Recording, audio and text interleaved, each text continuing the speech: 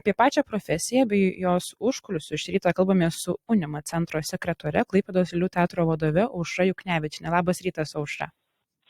Labas rytas. Tai žinoma, pirmiausiai sveikiname su tokia švente ir kokiom nuotaikom pasitinkate tokią svarbią šventę?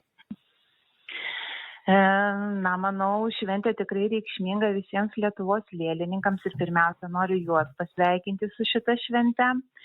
Ir nuotaikos džiaugsmingos, nes visose teatruose šiandien vyks įvairūs lėliški vyksmai ir edukacijos, ir spektakliai, ir premjeros.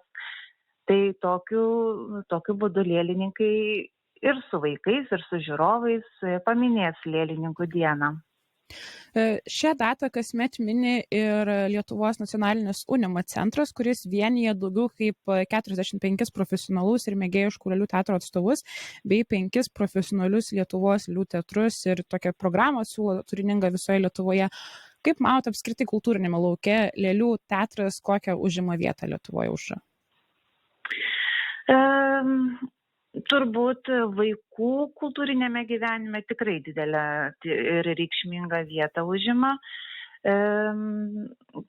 Tačiau kalbant apie patį teatrą, apie pačią teatro sritį, turbūt teatras nėra pats ten aukščiausiame taške.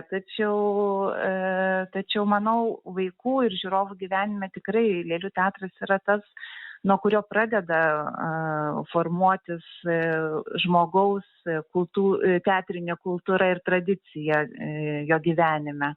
Tai tikrai, man atrodo, kad labai svarbia. Su mumis yra ir lėlių konstruktorius Audrius Bartninkas. Labas rytas, Audriau. Labas rytas. Ir tie, kurie dabar įsijungtų portalą LRT LT, LRT Klasika, tai matytų Audrių, ne tik girdėtų, bet ir matytų. Ir Audrius yra tokioje įdomioje aplinkoje. Ar čia yra lėlių dirbtuvės? Taip, čia yra lėlių dirbtuvės. Oi, tai mes net ir gauname tokią ekskursiją ekskliuzyvę iš tikrųjų. Dabar jeigu tikrai raginu. Mes čia vedam ir edukacijas, ir dirbam, ir konstruojam. Turim ne vienas dirbtuvės, bet čia vienas iš tų, kur konstruojame jau pačius mechanizmus lėlių. Ar būna, kad dar pareinate namo ir čia dirbtuvėse ir gyvenate, Audriau? Toks noras yra visada čia būti ir daug laiko praleisti, bet tikrai namo tenka grįžti. Kaip atėjo tokia profesija, lėlių konstruktorius į jūsų gyvenimą? Kaip nusprendėte juo tapti? Labai netikėtai kelias, gal sakykime, buvo labai ilgas, nes buvo baigtos dailės pedagogikos studijos ir daug metų dirbta kūrybiškai prie įvairių menų, odos, pramoninio dizaino.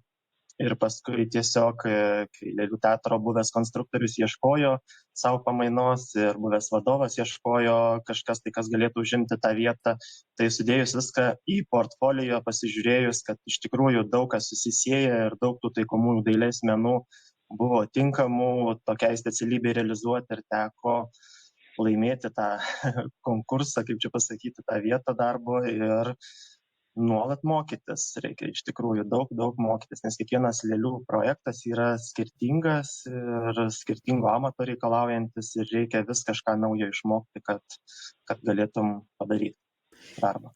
Gyvybė lėlėms tikrai įpučia ir aktoriai, kurie jas valdo scenoje, tačiau ką reikia daryti, kad pačios lėlės iš savęs būtų gyvos, kaip jas pagyvinti? Bet čia ir prasideda ta magija, kai aš vadinu, kad lėlė atgytų, tenka ilgai galvoti įvairias tas konstrukcijas, mechanizmus ir apjungiant įvairias medžiagas, jas atgaivinti. Turi vieną lėlytę pasidėjęs, tai yra Münchhausenas iš vieno spektaklio ir jinai gali atgyti, gali pamojuoti visiems, kitą rankytę pamojuoti, galvytę pakraipinėti. Tai visas to mechanizmo sugalvojimas, tai yra tas mūsų menas, kaip apjungti skirtingas medžiagas ir kad lėlė atgytų. Tai mes ją mechaniškai atgaivinam, o aktorius jau plastiškai dirba, kol jinai atgyja ir atrodo, kad labai natūraliai juda.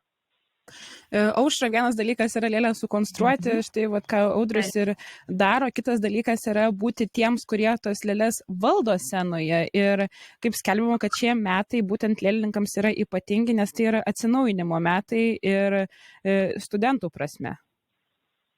Taip, šie metai tikrai labai ypatingi, nes Lietuvos muzikos ir teatro akademijoje Klaipėdos fakultete yra renkamas lėlių ir objektų teatro kursas. Ir tai yra labai, labai svarbu, nes jaunų žmonių Lietuvai, lėlininkų labai reikia, nes kaip ir Audrius minėjo, vienas dalykas yra pagaminti lėlę, o kitas dalykas pajausti, kaip ją atgaivinti. Reikia to pojūčio, reikia žinojimo, reikia mokėjimo, reikia daug lėlininkui informacijos tam, kad jisai galėtų tą lėlę atgaivinti ir scenoje stebuklas įvyktų. Tai ne kiekvienas tai gali, nes tikrai kartais, kaip sakoma, kad lėlininkų gimstama, kartais to ir neišmokstama, bet reikia ir gimti, bet žinoma, turint žinių, turint įgūdžių, juos tobulinant, visada atsiranda ta magija atsiveria. Tai labai lauktumėm jaunų žmonių, abiturientų, kurie svarsto, kurie galvoja, kad ką čia studijuoti, ar čia man, ar ne man. Tikrai jums, jeigu jūs apie tai pagalvojate, tai labai kviečiame. Audriau, o kiek tenka bendrauti ir su pačiais aktoriais, kurie tas lėles, pavyzdžiui, valdys jūsų sukurtas? Tai kiek tenka, pavyzdžiui, pritaikyti galbūt lėlę prie aktoriaus? Kaip tie užkulisiai atrodo? Taip, tas derinimas visada vyksta. Iš pradžių mes bendraujame su dailininku, režisieriu ir įgyvendinam jų pageidavimą, o kai jau lėlė atsiduria repeticijose, aktorius ją matuojasi ir prie jos bando priprasti.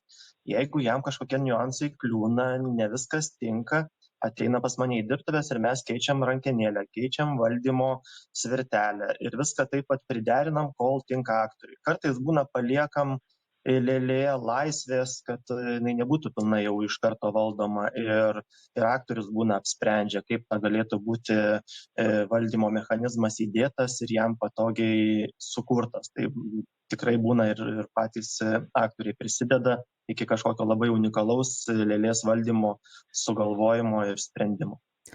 Kokia buvo sudėtingiausia lėlė, kokią esate daręs? Ir kuo buvo sudėtinga?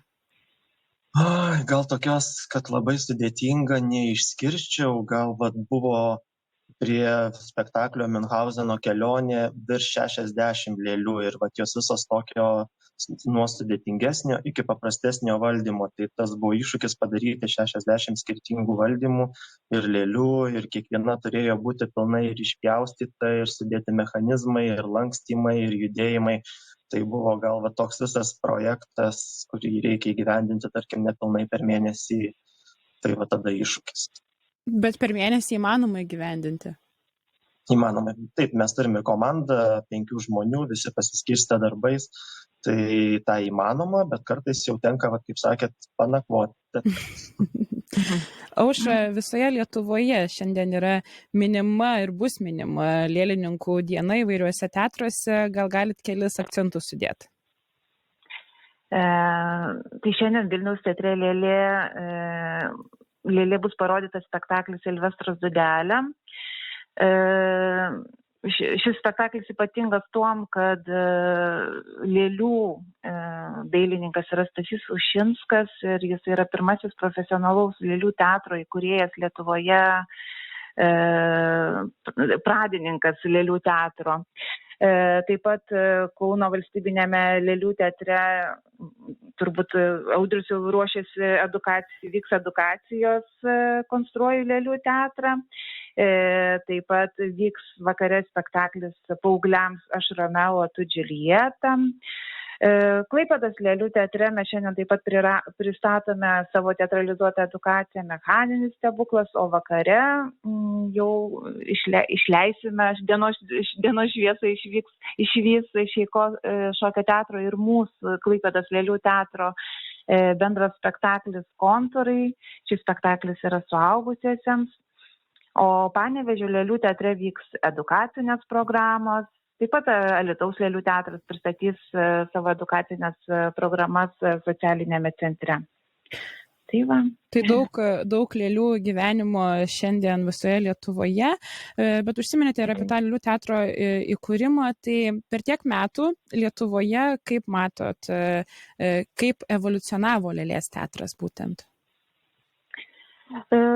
Žinoma, jisai keitėsi, kaip ir visas teatras keičiasi formos prasme, lėlių prasme, temų prasme.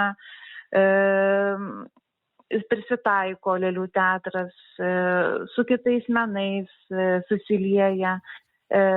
Tikrai daug to pokyčio, bet aš manau, kad ta marionetė, ta, kurias kūrė Stasys Ušinskas, jinai vis tiek išliks ta lėlių teatro deivė, nes jinai tikrai yra magiška. Ir ne tik magiška, bet ir sudėtinga lėlė. Ją sukurti, pagaminti, įvaldyti, tikrai reikia daug darbo įdėti. Tai va, tai tas lėlių teatras toks šiuo metu toks susilieja su kitais menais, tačiau bando ir tą savo gyvastį išlaikyti. Taip. Tai aš to džiaugiuosi, kad tas lėlių teatras nenyksta visiškai ir mes stengiamės, daug dirbame, kad tas gyvasis lėlių teatras liktų ir išliktų žmonių mintise, sąmonėje. Audriau, galima bus pas jūs šiandien ir dirbtuvėse apsilankyti, ar bus galima pabandyti ir lėlę šiek tiek gal pakonstruoti? Taip, prie konstrukcijų mes prisiliečiam su vaikais visada per edukacijas. Ir yra edukacijų ir šešėlių teatras, ir vaikai patys karpo, piešia ir pasigamina lėlytes. Tai tų galimybių visada yra dirbtuvės. Tai puikios jums dienos ir ačiū už pokalbį. Kalbėjome su pašnekovais apie tai, kad šiandien minima tarptautinė lėlininkų diena ir pačią profesiją bei jos užkulisius apžvelgėme su Unima centro sekretore, Klaipėdos lėlių teatro vadove Aušra Juknevičienė bei lėlių konstruktoriumi Audriumi Bartninku, pas kurį galėjote ir virtualiai, jeigu žiūrėjote pokalbį portale LRT.lt, atsidarę LRT klasikos skydelį, matyti jo dirbtuves. O jeigu ne, tai dar tikrai šiandien galėsite apsilankyti dirbtuvėse ir gyvai, nes šiandien, kaip ir Aušra pašnekovė minėjo, kad visoje Lietuvoje tikrai lėlių teatruose bus minima ši diena, tai pas Audrių bus galima apsilankyti ir dirbtuvėse Konstruoju lėlių teatrą metu, kur papasakos ir pademonstruos, kaip lėlių teatre kuriami erdviniai projektai. Yra 8 valandos.